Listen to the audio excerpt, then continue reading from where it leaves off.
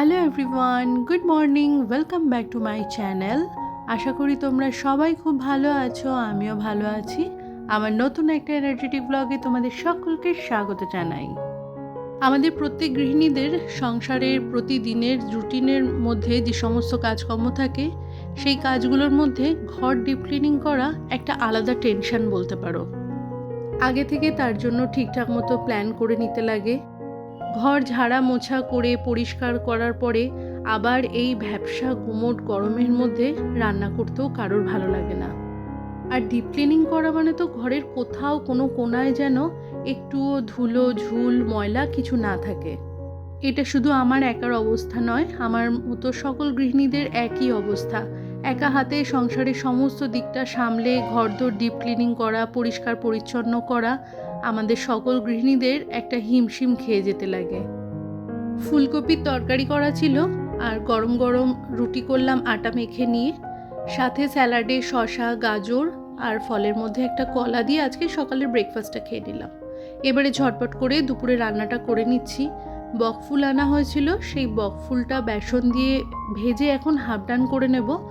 আর দুপুরের জন্য তোপসে মাছ আলু দিয়ে আর জিরে বাটা কাঁচা লঙ্কা দিয়ে পাতলা ঝোল বানাবো, সাথে পাশে পাতিলেবু। ভাতের মধ্যে একটুখানি ভেবেছি ওই কাপড়ে বেঁধে মুসুর ডাল সিদ্ধ দিয়ে দেবো। দুপুরে খাবার আগে কাঁচা তেল, লঙ্কা, পেঁয়াজ দিয়ে ভালো করে মেখে নেব। আজকে একটু শর্টকাটেই রান্নাবান্নাটা সারলাম, আর একটু তাড়াতাড়ি করেই করে নিলাম। সকালবেলাতে ওয়াশিং মেশিনটা চালিয়েছিলাম, কাছাকাছি হয়ে গেছে, জামা কাপড়গুলো ঝটপট করে মেলে নিচ্ছি। ঘরদোর একেবারে ডিপ ক্লিন করতে গেলে পরে প্রচণ্ড পরিমাণে কাজের চাপ পড়ে। আমি কি করি যাতে কাজের চাপটা একটু কম হয়, তার জন্য এই বর্ষা সিজনটাতেই বলছি 15 দিনে একদিন ওই রেড হিট স্প্রে করে একটু ডিপ ক্লিন করে নিই। বর্ষার সময়তে দেখা যাবে ঘরে ঝুল বা ছোট ছোট মাকড়সার জালি কিন্তু ভীষণ পরিমাণে হয়। আমি জানি না কতটা দেখাতে পারবো, তবে ক্যামেরা জুম করে নিয়ে ওই পিলারের পাশে বা যে কোনো দরজার কোণাতে, জানলার কোণাতে ছোট্ট ছোট্ট মাকড়সার জাল হয়। সেগুলো যদি এমনি আমরা ভেঙে ফেলি, মাকড়সাগুলো বেরিয়ে গিয়ে আবার অন্য কোনো জায়গায় চলে যায়। তাই একেবারে রেড হিট মেরে ওই জায়গাটা কিছুক্ষণ 10-15 মিনিটের জন্য রেখে দিই। তারপরে ভালো করে ঝেড়ে প্রতিটা কোণা কোণা ধরে সুন্দর করে পরিষ্কার করে নিই। আজকে ওই বিছানার ভিতরের চাদরটা চেঞ্জ করব। যেদিন যেদিন আমি ওই বিছানার ভিতরের বা ওপরের চাদরটা চেঞ্জ করি, পাখাটাও আমি সেদিন সেদিন পরিষ্কার করে নেবার চেষ্টা করি। তাহলে কি হয়, দিনটাও ঠিক থাকে আর সময় সময় পাখাটা পরিষ্কারও হয়ে যায়।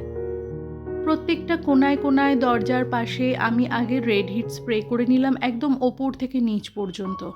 তারপরে 10-15 মিনিট একটুখানি সময় নেব, ভালো করে ঝেড়ে কোনাগুলো সমস্তটা পরিষ্কার করব। ঘরে যদি একটু আধটু ঝুল থাকে, বর্ষাকালে স্যাঁতস্যাঁতে পরিবেশ হওয়ার জন্য খুব তাড়াতাড়ি কিন্তু ঝুল টুলগুলো হয়ে যায়। যাই হোক, সকাল থেকে উঠে সংসারের সমস্ত দিকটা সামলে সকালের বাসি কাজকর্ম, দুপুরের রান্নাবান্না, সকালের জলখাবার সব কিছু করে ঘরটা ডিপ ক্লিন যখন করছি, তখন একদিনে একা হাতে সব কিছু কাজ একবারে আমি করি না, ভাগ ভাগ করে করি। তাতে কি হয়, আমারও একটুখানি কাজের চাপটা কম হয়, আর ঘরটাও কিন্তু ধীরে সুস্থে সুন্দরভাবে পরিষ্কার করে নেওয়া যায়। একবার যখন ঝুলটা ঝাড়ছিলাম, মনে মনে ভাবলাম পর্দাগুলো খুলে কাচতে দিয়ে দিই। বর্ষার ওয়েদার, হিউমিডিটি এমনিতেই বেশি আছে, একবার যদি পর্দাগুলো সমস্ত কাচা হয়, শুকোতে অনেকটা সময় লেগে যাবে। আর আমার এই 3 তলার ওপরে এত বড় বড় দুখানা জানলা আছে, বাইরে থেকে এত প্রচণ্ড আলো আসে। দুপুরবেলায় খাওয়া দাওয়ার পরে যদি একটু শুতে বসতে লাগে, তখন পর্দা ছাড়া এই ঘরের মধ্যে থাকাটা একটু অসুবিধা হয়ে যায়। আর এমনিতেও এখন এই 10:30, 11:15 মতো বাজে। পর্দা কাচতে হলে একদিন ওই ভোরবেলাতে যখন ঘুম থেকে উঠি তখনই খুলে নিয়ে কেচে দিলে পরে তাহলে 10:30, 11টার মধ্যে শুকিয়ে যায়।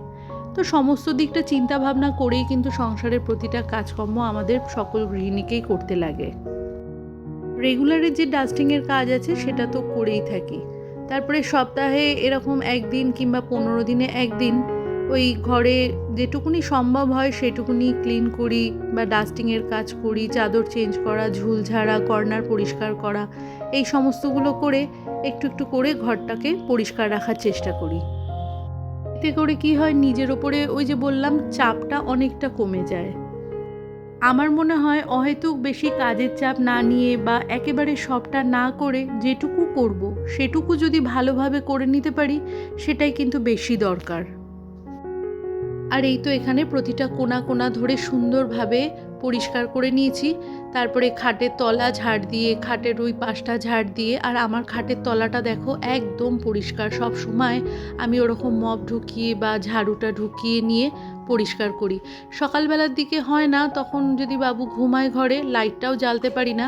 ওই বেলাতে যখন ঘরটা মুছি তখন কিন্তু আমি সব সময়তে চেষ্টা করি ওই মপ ঢুকিয়ে মুছতে।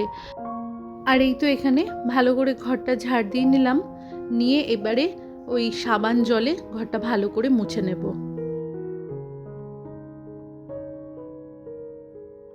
প্রত্যেক দিনই ঘর মোছার জলের মধ্যে আমি কিছু না কিছু মেশাই, কখনো ডেটল, কখনো লাইজল।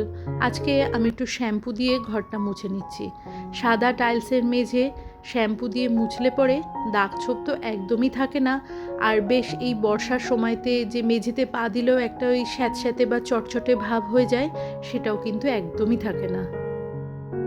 এরই সাথে তোমরা যে সকল আমার নতুন বন্ধু আছো আর এতক্ষণ পর্যন্ত আমার এই ভিডিওটি দেখছো, আমার ভিডিওর কোথাও যদি কিছু ভালো লেগে থাকে তাহলে চ্যানেলটি সাবস্ক্রাইব করে তোমরা আমার পাশে থাকতে পারো। আর তোমরা যারা অলরেডি এই কাজটি করে ফেলেছো তোমাদের সকলকে জানাই অসংখ্য ধন্যবাদ। দুপুরে রান্নাবান্না শেষে রান্নাঘরটা পরিষ্কার করে নিয়েছিলাম, কিন্তু মোছা আর হয়নি। এখন এই ঘরটা মুছলাম, একেবারে রান্নাঘরটাও মুছে নিলাম। ভিতরের চাদরটা বদলে ওপরে যে চাদরটা পাচ্ছিলাম দুদিন ধরে, সেই চাদরটা আবারও পেতে দিলাম। বিছানার চাদর পাতার সাথে সাথে ঘরের চেহারাটা কিন্তু একদম বদলে যায়। এক একদিন হয় কি, কাজের চাপটা এত বেশি থাকে, রান্না খাওয়া ছাড়াও এই যে এরকম এক্সট্রা ক্লিনিংয়ের কাজগুলো যেদিন বেশি থাকে সেদিনকে একটুখানি হাঁপিয়ে যাই। রোজ দিন তো আমরা সমান এনার্জি নিয়ে সংসারে কাজকর্ম করতে পারি না, তার মধ্যে যদি কাজের চাপটা একটু বেশি পড়ে যায় একটু অসুবিধা তো হয়েই যায়। তাই প্রত্যেক দিন একটু একটু করেও যদি আমরা নিজেদের ঘরদোর বা রান্নাঘরটাকে গুছিয়ে রাখি, পরিষ্কার পরিচ্ছন্ন রাখার চেষ্টা করি, তাহলে এরকম ডিপ ক্লিন করতে অতটা কিন্তু পরিশ্রম হয় না। মানে ওই কাজের চাপটা থাকলেও সেটা কিন্তু আমাদের স্ট্রেস লেভেলটাকে হাই করে না। চাদর টাদর পেতে ঘরটা সুন্দর করে গুছিয়ে নিয়ে ছাদে কিছু জামা কাপড় তুলে রেখেছিলাম, সেটা নিয়ে ভাঁজ করে এখন আলনায় গুছিয়ে নেব। এই সময়তে আমার মোটামুটি সংসারে কাজকর্ম প্রায় শেষ। এই জামা কাপড়টা ভাঁজ করে নিয়ে আমি চলে যাব স্নান করতে। যতক্ষণ বাড়িতে থাকি ততক্ষণ কাজ, সংসারের তো কাজের আর কোথাও শেষ নেই।